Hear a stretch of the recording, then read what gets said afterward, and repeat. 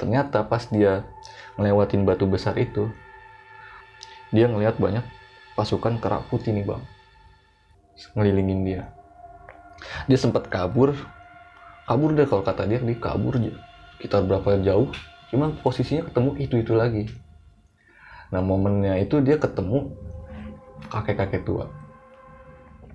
Oke, assalamualaikum warahmatullahi wabarakatuh. Balik lagi sama gue Gilang di ngobrol.co. Nah kali ini gue sudah bertamu atau berkunjung nih ke rumah Bang Eja nih. Bang Eja nih dari selatan Jakarta bang ya. Ya. Apa kabar bang? Alhamdulillah baik Bang Gilang. Nih konten terus nih bang ya. Apaan kesibukan? Ya paling dagang bang, dagang sama konten. Dagang apa tuh kalau boleh tahu? Ya kayak makanan lah. Buka order nggak? Siapa tahu nanti ada. Oh enggak bang. Oh enggak. Lapakan doang sih. Nah jangan lupa buat teman-teman juga langsung aja kunjungin YouTube dari Selatan Jakarta nih. Konten-kontennya tentang apa tuh bang waktu itu? Di Selatan Jakarta ini biasanya cerita-cerita pendakian, juga ada urban legend sih bang. Oh nggak jauh lah ya, sama ya. Temanya tetap horor. Ya pokoknya langsung ke YouTube-nya Selatan Jakarta. Nah kali ini bang, lu mau cerita tentang apa bang channel gue? Di malam ini gue mau berbagi cerita pengalaman gue di Gunung Rinjani bang, tahun 2016. Gimana tuh waktu itu? Sedikit aja bang. Jadi kisi-kisinya ini gue awalnya ada janin bayi yang dibuang di sana. Oh Ya. terus? Jadi akhirnya malam itu gue dapet teror yang nggak masuk di logika gue lah. Siap. Gitu aja dulu. Nah pokoknya thank you banget teman-teman yang udah klik video ini, dan jangan lupa untuk like, comment, subscribe buat ngobrol.com, dan jangan skip video ini sampai selesai, dan ya bolehlah skip iklannya aja. Tanpa berlama-lama langsung aja gue dengerin cerita dari Bang Eja. Anak putu dan istana marangu wong tuwa aja padha sembrana kudu jujur lan was padha sebab uripmu sedih kedatangan kuasa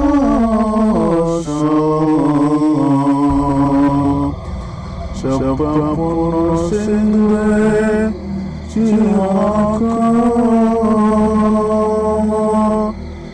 manusia iku bakal seto.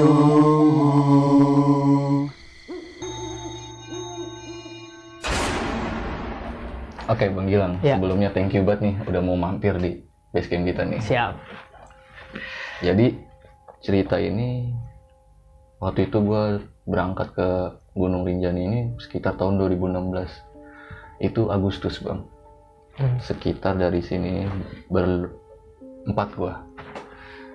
Jadi awal mulanya ini gue berempat berangkat menggunakan pesawat nih. Cuma melalui Bali, karena gue di Bali ini janjian juga sama temen. Oh ketemu. Iya. Kira gue berangkat ketemuan sama temen gue di Bali itu sekitar 4 orang juga nih. Jadi total 8 nih. Nah sampainya di Bali itu gue langsung buat makan dulu lah sebentar. Kira nggak lama gue berangkat ke Lombok itu lewat jalur darat. Nyampe di sana tuh sekitar pagi kalau nggak salah bang, jam 8. Nah jam 8 ini kebetulan kan gue punya temen ya di sana. Kira gue dijemput sama beliau, dijemput di sana, terus gue mampir dulu nih singgah ke rumahnya, silaturahmi lah ya. Nah ternyata teman gue ini janjian juga sama temennya. Jadi temennya udah nyampe di Lombok duluan. Itu sekitar 3 orang, cewek 1. Jadi total gue ada 11 laki, 1 perempuan. Awalnya kan mau mendaki itu pagi. Cuman di sini ada beberapa temen gue yang pengen buru-buru ke sana. Akhirnya dirembukin. Kira putusan berangkat malam itu juga bang. Jadi maghrib dari tempat temen gue yang orang Lombok ini langsung ke base camp. Nah ternyata sampai di base camp ini antusias pendaki di bulan Agustus buat di Rinjani itu bludak bang.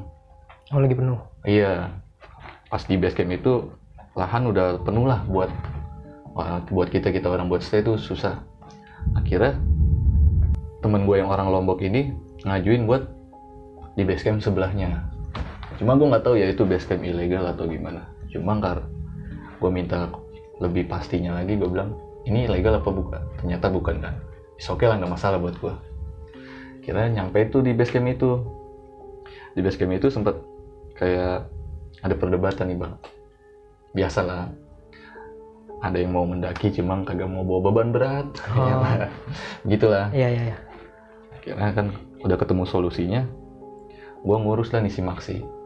Nah yang beberapa ini kayak nanya trek-treknya lah sama yang menjaga base camp ini, gimana trek-trek di sana, petanya segala macem. Ngurus si Maxi semua selesai, kita sempat briefing sebentar tuh. Itu sekitar jam 8:30 kita mulai perjalanan tuh bang. Awalnya itu jalan landai ini bang, lewatin sawah-sawah lah.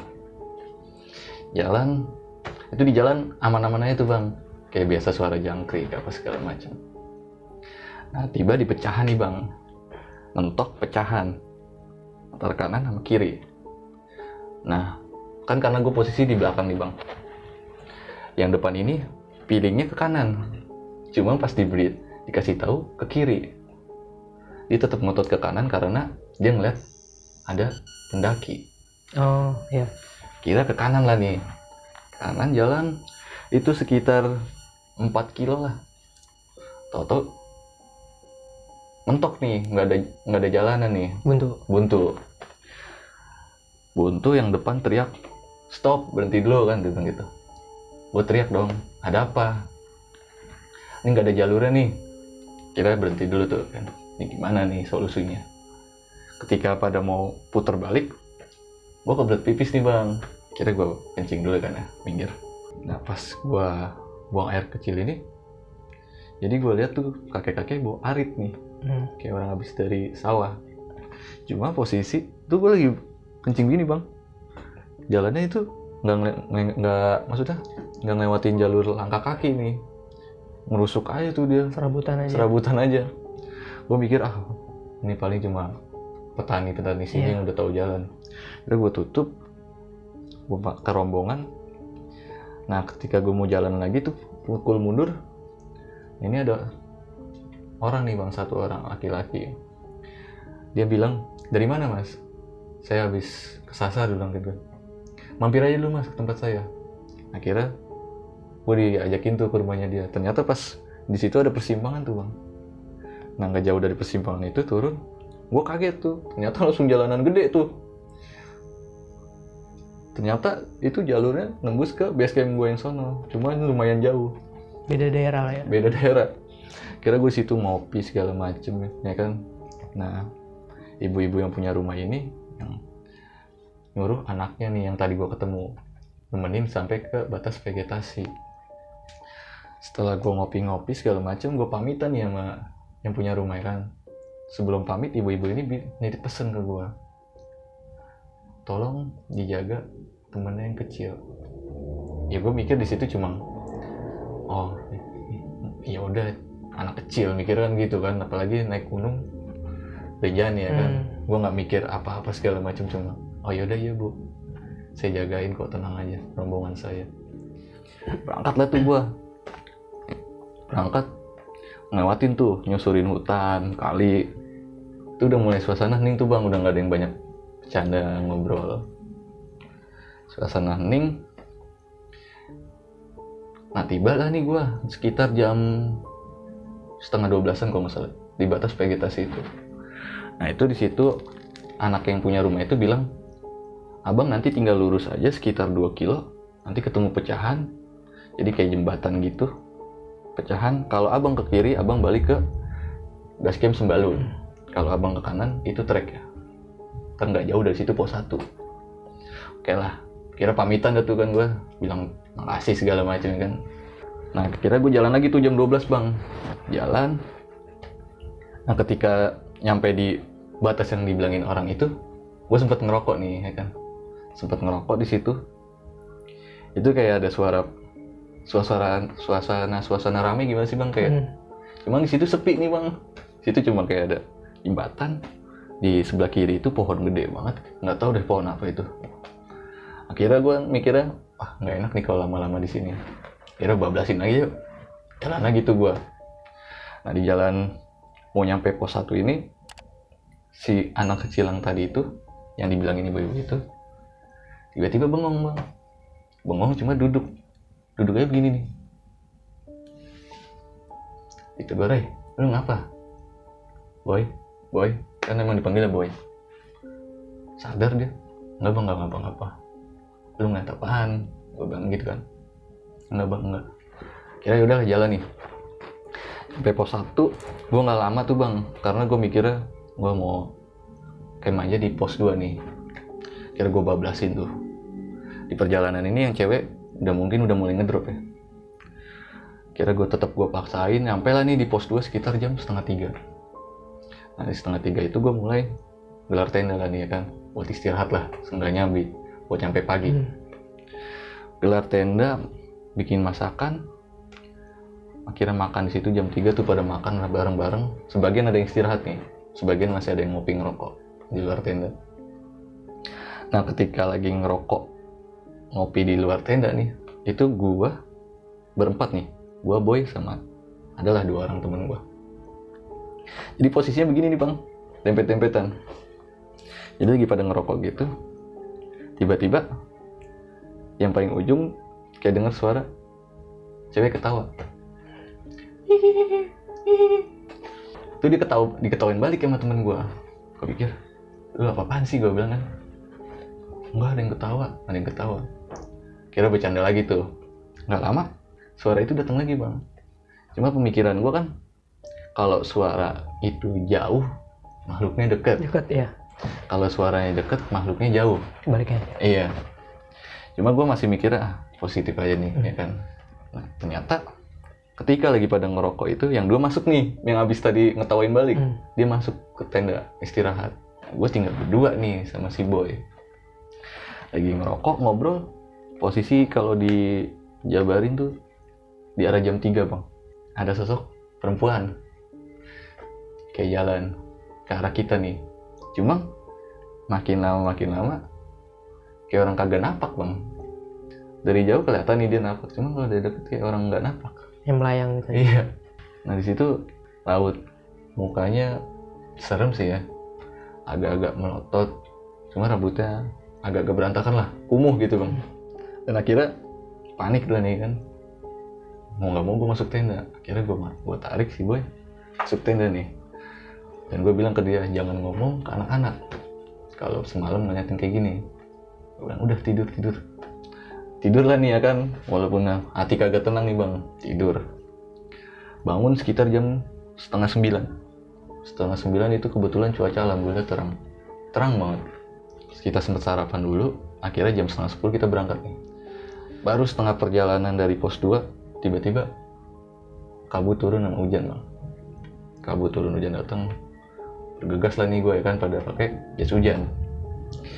Pakai jas hujan, nggak lama jalan nggak jauh, ternyata terang lagi nih bang, cuaca panas lagi. Mau nggak mau gue lepas nih. Gue lepas, akhirnya jalan lagi tuh. Di perjalanan aman lah tuh, ngeliat pendaki-pendaki bule lah segala macam ya kan. Nah tiba lah nih di pos 3 bang. Kebetulan kan di pos 3 ini ada mata air ya. Kira gue ngaso dulu di situ buat sebagian ngambil stok buat perjalanan nih air. Ngopi-ngopi, foto-foto lah, pada segala macam, ngobrol. Kasih kan nih bang, ternyata total udah masuk jam 3. Gue ngejar posisi buat ngecamp di Pelawangan Sembalun kan awalnya. Kalau gue tetap nyantai di sini, nggak keburu nih. Dan ternyata sebagian yang pendakian gue ini pemula semua bang. Itu baru ketahuannya di situ.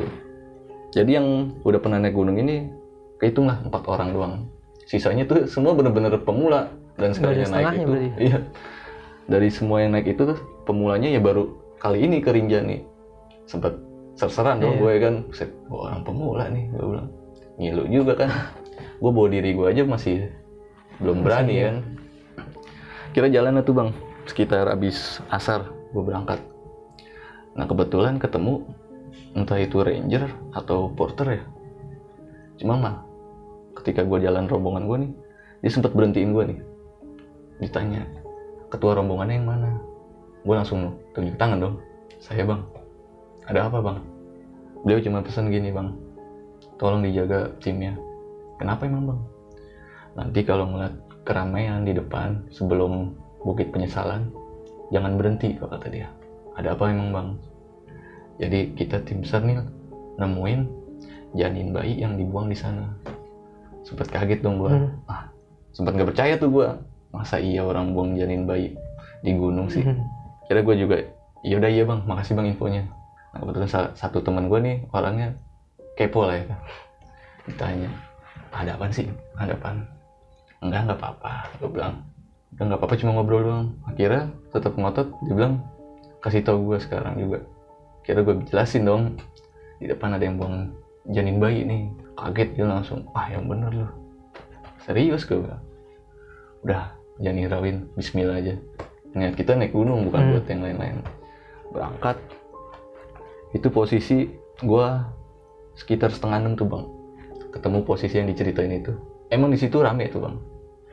Kayak ada kayak tanda-tanda polisi itu. Polis lain. Iya. Nah di situ banyak tuh yang nutup-nutupin tuh kayak porter-porter. Cuma bilang jalan terus, jangan istirahat di sini. Nah gue sempat ngiri tuh, ini mungkin yang dibilang porter itu. Gue masih nggak mikir yang aneh-aneh tuh bang. Akhirnya tiba lah nih gue sebelum nyampe di trek 7 Bukit Penyesalan. Gue sempat di situ sempat briefing dulu kan, mau ngecamp di sini atau bablasin aja sampai Pelawangan Sembalun. Karena gue takutnya dipaksain ngedrop karena pemula semua nih ya kan. Kira pada tetap kekeh, ayo bablasin. Gue ngeliat track kan, gini nih track kan, sanggup gak ya bocah ya, gue bilang gitu. Cuma udah pada saking pedenya, ya udahlah berangkat lah tuh. Gue posisi paling belakang nih bang. Itu pas berangkat itu sekitar jam 6:30 gue baru nyampe di bukit keempat.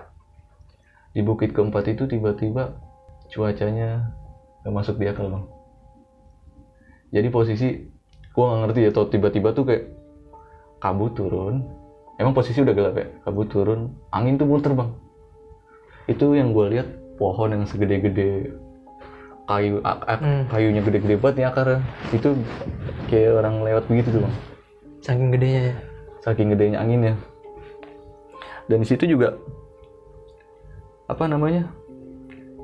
petirnya itu kayak orang balas-balasan bang. Der. Nah kira kan tuh cuaca emang udah nggak bener tuh. Kebetulan di situ gua bawa jam yang ada di inian suhunya tuh sekitar suhu 6 derajat kalau nggak salah. Kita 6 derajat di situ. Akhirnya sempat ada perdebatan tuh bang di situ gua. Sebagian mau nyampe Pelawangan Sembalun dan sebagian lagi pengen ngaso dan buka tenda di Pelawangan ke-6. Di situ sempat ada perdebatan tuh, sempat hampir mau berantem tuh gua. Wajar sih ya namanya ini. Akhirnya sama-sama ngalah lah, ya udah. Sebagian ngikut yang emang mau ke Pelawangan Sembalun, Pelawangan. Sebagian yang mau ngaso. Gua udah nggak mau, maksudnya nggak mau berantem cuma karena hal ini. Kemudian udah bagi dua nih ya kan. Kebetulan kan yang mau ke Pelawangan itu emang temen gue naik dari awal pertama naik kan. Gue udah tau lah karakternya gue. Kira yang 5 orang ini naik ke atas Pelawangan Sembalun. Nah gue di bukit ke-6 nih bang. Itu gue dapet jatah yang jaga di bukit ke-6 ini pemula semua tuh bang. Cuma ada satu temen gue ya baru lah ya kan, namanya naik baru beberapa gunung, cuma kan takutnya belum paham situasi gimana. Nah di malam itu si boy ini keluar nih bang. Keluar, biasa dia ngerokok bengong. Lagi ngerokok bengong itu, dia bilang ngeliat perempuan turun bang dari awan. Dari atas itu? Iya, turun. Cuma posisinya ke arah kayak lembah turunnya. Nanti langsung kayak tatapannya dia kosong nih bang. bener-bener kosong, cuma kayak orang tremor gimana sih gitu. Gue sontak keluar dong sama teman gue. Wah, ini orang nggak beres nih, gue bilang. Sambet apa nih ya? Dikasih minyak kayu putih segala macem. Kira sadar nih dia. Kenapa boy? Nggak apa-apa bang, nggak apa-apa. Kira mau nggak mau gue masukin tenda dong kan. Masuk tenda gitu. Nah pas di dalam tenda ini sekitar jam 12, temennya ini ngeluh nih bang, perutnya sakit. Gue pikir kan mah ya. Ternyata dia baru ngaku juga nih. 2 minggu sebelum ini dia berangkat, dia habis operasi usus buntu. Nah jadi bekas operasiannya ini kumat. Iya. Panik dong gue nggak punya stok P3K buat peredam ngilu bekas operasi ya kan. Akhirnya gue kasih air anget segala macem ya kan. Itu dia kayak orang hipo, cuman dia nggak hipo, cuman emang megangin perutnya dia nih, pelojotan aja. Kayak orang mah gitu kali ya? Iya.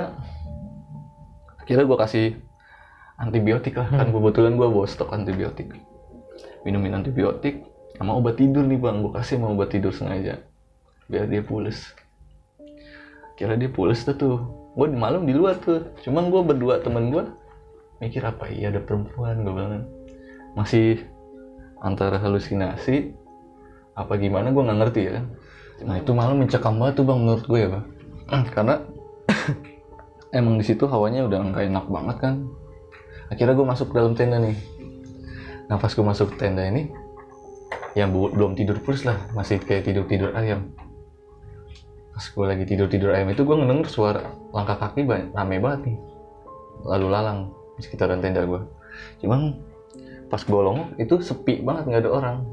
Akhirnya gue mikirnya capean nih gue, pikiran gue kemana-mana. Gue paksain lah nih tidur ya kan. Nah bangun itu sekitar jam 10 kurang lebih. Di jam 10 ini gue langsung packing nih bang, karena logistik gue sebagian ada di rombongan yang di pertama nih, di Lawangan Sembalun. Akhirnya sebagian tuh anak-anak udah suruh jalan duluan tuh. Gue ngerapiin tenda berdua nih. Abis gue ngerapiin tenda, gue berangkat nih bang. Ternyata ada satu teman gue yang ketinggalan nih di Bukit kan, mau arah ke Bukit 7 setengah perjalanan lagi. Di situ dia lagi ngaso nih. Gue nggak tahu karena dia kecapean atau lapar, cuma diem aja di bawah pohon. Kira gue suruh duluan nih, udah jalan duluan. Cuma kata dia tinggal gue aja, nggak apa-apa. Ntar juga ketemu sama anak-anak. Gue mikir kan, lu baru naik gunung. Gue ngerinya lu nggak ketemu rombongan, lu panik ya kan. Akhirnya gue paksa, masih tetap kekeh minta tinggal. Gue tarik lah nih bang kerilnya dia. Gue tarik, gue tendang nih pantatnya. Naik lu, saking sewotnya tuh gue. Kira gue bawa tuh keril. Jadi gue bawa keril gue yang 100 liter. Nah gue bawa keril aja di depan. Jadi naikin Bukit ke-7 itu gue bawa 2 keril. Udah mau nyampe itu temen gue turun nih. Yang pertama udah nyampe di Lawangan Sembalun, dia turun. Pas nemuin gue, dia kaget nih. Gue bawa keril 2. Akhirnya gue suruh bawa nih keril gue yang 100 liter tuh, bawa tuh. Gue bawa yang kecil. Nah, nyampe lah nih di Lawangan Sembalun. Udah ketemu lah tuh rombongan gue semua. Di situ ada makanan nih bang kan. Gue pikir kan gue disisain makanan ya kan. Ternyata pas gue buka di dalam tenda, kan dia bilang ada di tenda makanan. Di situ cuma ada nasi sama kuah sayur sop doang bang. Wah, dongkol dong gue. Apaan nih gue disisain beginian doang. Bete gue ya kan. Gue tidur dah tuh, gue nggak banyak ngomong, gue tidur aja. Gue ngeri gue emosi ya kan. Tidur, gue sempet mendusin, gue nyuruh orang buat ngambil air. 2 orang gue suruh ambil air di sono. Mau di Pelawangan 3 turun ke kiri. Kira pada berebutan nih, enggak jangan gue. Kira ada nih 2 orang berangkat. Gue tidur tuh bang, seharian tidur tuh gue. Saking gue males banget kan makan gue paksa masukin perut lah ya kan, buat ganjel perut gue. Tidur gue bangun jam 4. Jam 4 itu anak-anak masih pada foto-foto segala macem. Kira malam pada ngobrol nih bang. Ngobrol, itu gue sempet tidur lagi tuh jam 6. Bangun jam 10:30. Nah, ketika gue bangun ini, 2 orang ini nggak ada nih bang. Yang ngambil air. Bukan ngambil air, beda lagi. yang abis ngambil air ini udah balik sore. Cuman 2 orang ini, si Boy sama satu lagi nih, dia nggak ada nih di ruang lingkup tenda. Gue tanya dong sama temen gue, nih si Boy kemana? Nah temen gue bilang, si Boy ngambil air. Wah kaget dong gue, sama siapa? Ada sama Pajar. Nah kebetulan yang ngambil air ini 2 masih anak-anak sekolah. Sebenarnya kata masih yang satu SMA kelas 1 lah, yang satu kelas 3 SMP. Berangkat berdua bang, tengah malam. Dari jam 7:30 dia bilang, sampai jam 10:30 belum pulang-pulang nih. Kepikiran dong gue kan, kemana nih bocah ya kan. Gue bilang gue tungguin sampai jam 11, kalau nggak ada gue nyusulin nih. Nah jam 11 ini masih nggak nongol-nongol nih dia berdua. Ketika gue mau ngambil jaket gue mau siap-siap ngambil headlamp, baru keluar tenda, gue jalan sebentar. Nah itu gue ketemu nih dia berdua nih. Cuma keadaan raut mukanya udah pucet banget ya. Apalagi si Boy udah kayak orang kosong tatapan. Akhirnya gue ajak ke tenda nih kan. Si Fajar tau-tau langsung masuk aja nih ke dalam tenda. Langsung kerukuban pakai SB. Nah si Boy bengong nih masih kosong aja pandangannya. Dia cuma bilang, "Bang, ngobrol dong bentar sini." Gue bilang, "Ya udah gue ngambil kopi dulu nih." Gue taruh kopi, ngobrol. "Kenapa Boy?" Nah ternyata kenapa dia lama? Jadi tuh si Boy itu pas kan kalau ngambil air ke Pelawangan 3 itu kan turun ya. Nah kan ada yang ke kanan itu kayak ada sumber kecil tuh, mata air kecil. Ada yang paling ke bawah ngelewatin batu gede 2 turun. Nah dia jadi ngambil yang turun ke bawah ini bang, yang ke arah batu gede itu. Kan gue bilang di sebelah kanan aja, jangan ke bawah. Kita dia ke bawah. Ternyata pas dia ngelewatin batu besar itu, jadi pas dia turun, dia bilang ya, dia ngelihat banyak pasukan kerak putih nih bang, ngelilingin dia. Cuma keadaan terang, bener-bener terang. Jadi kayak bukan malam, keadaan terang banget tuh kata dia. Dia sempat kabur deh kalau kata dia kabur sekitar berapa jauh, cuman posisinya ketemu itu lagi. Nah momennya itu dia ketemu kakek-kakek tua yang dilihat dari, gue sih nggak ngerti ya dia masuk dimensi atau gimana, gue nggak ngerti. Dia ngeliat kakek-kakek tua ada di gerojokan air. Jadi ini kerak nih, ibarat kata ini kerak nih banyak nih ngelilingin dia. Kerak-keraknya gede-gede banget kalau kata dia. Dia di sini, nah kakek-kakek tua ini di sini nih, di bawah gerojokan air. Kakek-kakek tua itu cuma bilang, "Bawa kayu ini, arahin jalan, nanti kamu ketemu jalannya." Nah tiba-tiba pas dia jalan, itu kayak peri yang dia lewat. Dia bilang sih itu peri yang dia lihat tadi di bawah pas di Bukit ke-6 itu lewat bang. Cuma nggak napak, jalan gitu. Itu dia bilang udah nangis, udah segala macam, udah teriak minta tolong, nggak ada yang denger. Tetap nyusurin jalan tuh dia sambil lari. Nah momen-momen yang ketemu itu akhirnya dia pas ketemu sama kayak pecahan batu segini nih kalau kata dia, kayak bongkahan gitu. Bongkahan. Pas dia ambil sama dia dilempar nih, tak dilempar. Nah itu dia kelihatan jalur sama dia, kelihatan jalur. Nah akhirnya ketemu lagi tuh sama batu gedean itu 2. Nah makanya dia bilang kenapa dia lama di situ, yaitu dia masuk ke tempat-tempat kayak kerak gitu segala macam. Cuma posisinya si Pajar ini nunggu di pas batu itu. Oh jadi si ini tuh ke bawah sendiri ya? Iya, si Pajar ini nunggu di persimpangan batu itu. Kira dia lari tuh kocar-kacir berdua. Nah ketemu itu jam 11 malam, keadaan gitu pucet. Akhirnya gue suruh tidur nih bang ya. Udah tidur capek lu. Cuma di badannya dia nih kayak di sini nih berat nih bang. Sininya dia nih, cuma di sini doang nih. Kalau kata dia berat banget, kayak ada yang narik-narik. Ya gue nggak ngerti ya kan, gue orang awam. Gue bilang udah lu istirahat aja, gue balurin nih fresh care sini. Tidurlah tuh jam 11:30, bangun jam 2. Nah jam 2 ini kan kita mau summit nih bang. dari 11 rombongan ini 2 orang nggak ngikut bang. Yang satu yang abis operasi usus buntu ini, yang satunya lagi cewek. Nah pas banget itu dia hari pertama menstruasi bang. Kira gue berangkat 9 orang nih. Jalan lah nih muncak ya kan. Muncak jam 2. Sekitar di pertengahan jalan mau nyampe puncak itu sekitar jam setengah 7. Itu lama banget tuh karena jalannya pada emang jalan santai banget. Nah gue sempet ketiduran nih bang. Jadi posisi jalurnya sebelah kanan itu kalau kita nyantai itu bisa kelihatan baru jari. Nah gue tidur tuh di situ tuh sambil mandangin baru jari. Gue ketiduran di situ. Tiba-tiba boy bangunin gue bang. Bangunin. Minum. Kaget dong gue sontak. Kenapa boy? Bang, bangun bang. Ditunjuk lah tuh baru jarinya. Bang, itu meletup bang. Gue mikir lu halu. Karena gue pikir kan baru jari itu pasti sering banget ketutupan awan tuh bang ya. Itu aneh. Gue mikir lu halu. Bang itu mau meletus tuh bang. Udah nunjuk gitu aja. Gue bilang tangan lu jangan nunjuk sembarangan. Udah yuk naik. Puncak lah tuh gue. Di puncak itu sekitar jam 10. Foto-foto segala macam ya kan. Ngobrol-ngobrol ketemu pendaki Malaysia, foto-foto bareng. Sekitar jam 11 gue turun nih bang. Turun. Nyampe di Pelawangan Sembalun itu sekitar jam 1.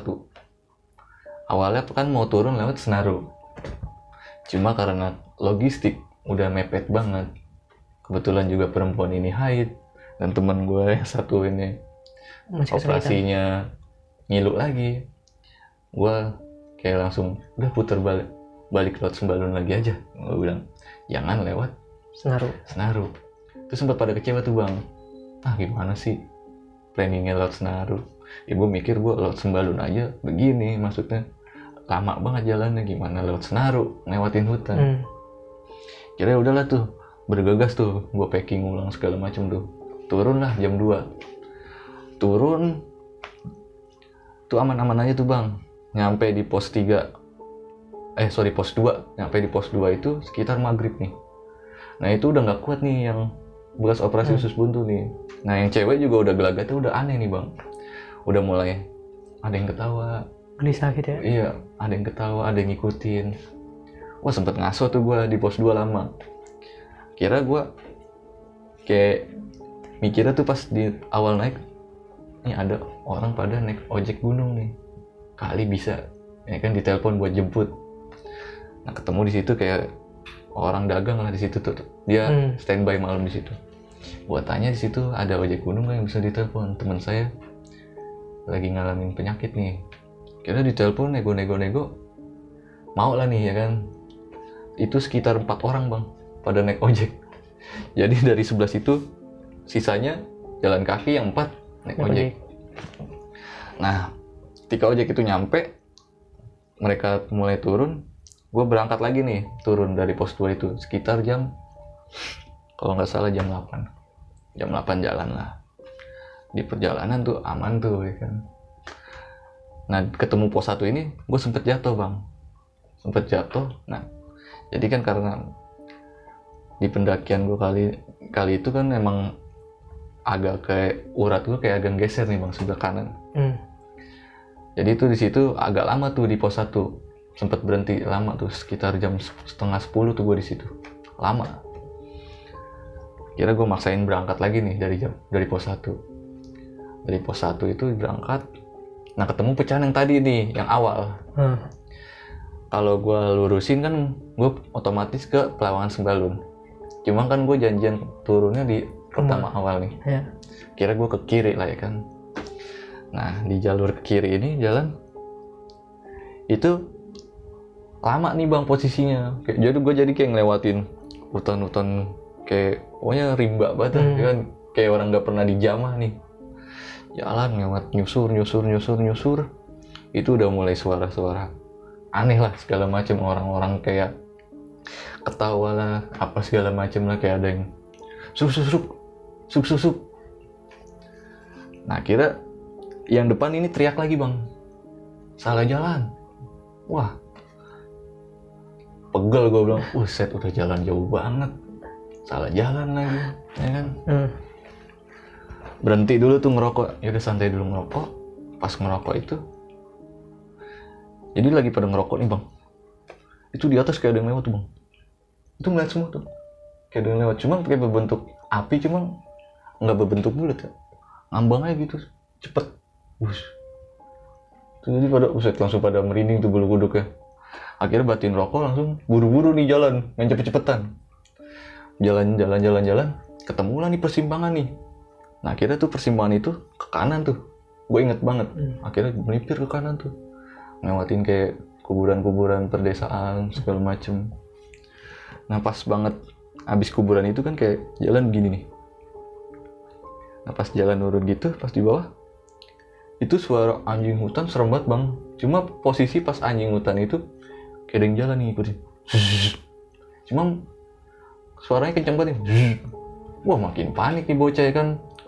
Yang jalan pada buru-buru, gue udah pakai kayu bang gini. Gue bilang lu jalan pada lari, gue timpuk pakai batu gue ya. Gue juga takut ya kan bang. Gue timpuk nih pakai batu nih, gue ditinggal. Gue di belakang bang sendirian. Akhirnya udah yuk, centeng gue sambil lari gitu tuh. Apa? Iya saking paniknya. Nah ketemu lah nih kayak perkebunan warga. Nah itu gue inget tuh di situ. Oh ini jalurnya nih. Akhirnya nggak lama sekitar 1 kilo 2 kilo ketemu lah tuh tempat base camp yang pertama awal gue situ. Nah di situ mulai tuh si boy ada gelagat aneh. Cuma gue nggak mikirin kalau dia bakal kenapa-napa ya. Tapi setelah pulang dari situ keadaannya dia aneh. Itu aja sih bang. Anehnya tuh gimana? Anehnya kayak orang linglung gitu. Linglung. Oh. Jadi kayak kata yang ngobatin awalnya. Jadi ini dia ketempelan sama siluman kera. Ceritanya dia ngikut dari sana. Iya.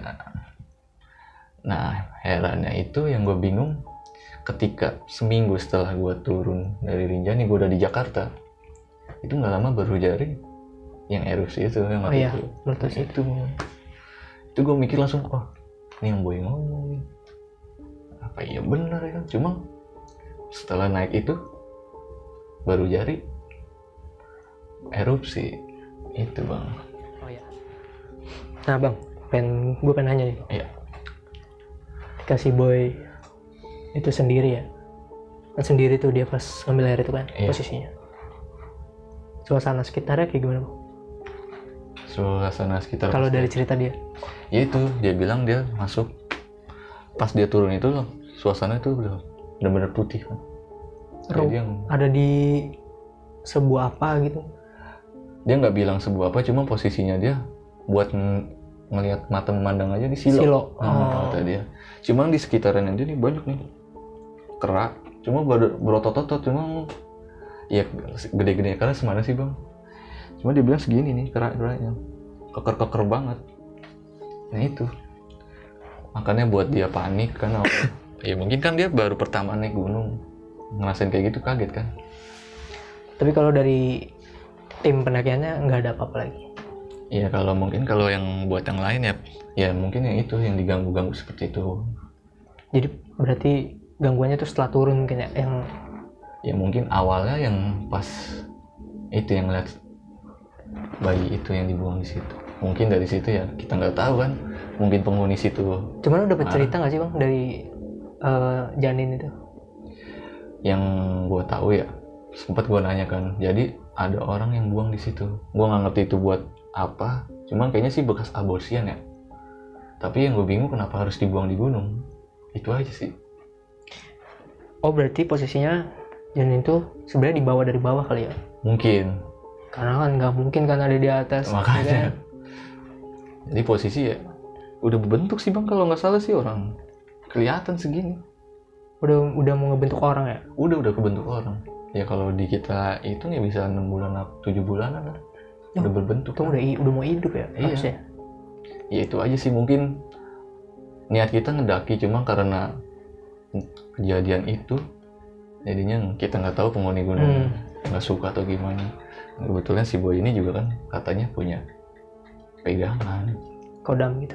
nggak ngerti kodam atau apa, kayaknya sih dia sih cuma bilang ada pegangan doang, entah dia nyari atau gimana, gue nggak kurang tahu.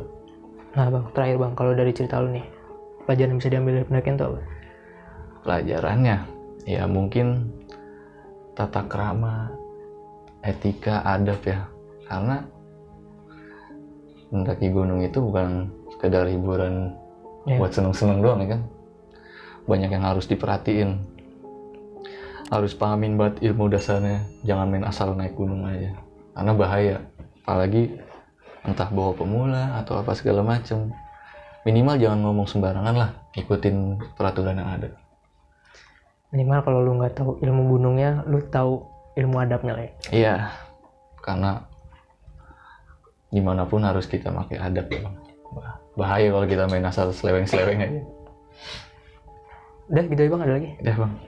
Oke teman-teman, itu dia cerita dari Bang tadi. Bang Eja. Bang Eja. Itu dia cerita dari Bang Eja, dan menurut gue ini lumayan epic juga nih. Nah, mungkin segitu aja dulu ya bang ya. Yang penting adab, balik lagi adab ya bang. Pokoknya setiap perjalanan tuh adab sih, nggak harus di gunung sebenarnya bang ya. Iya.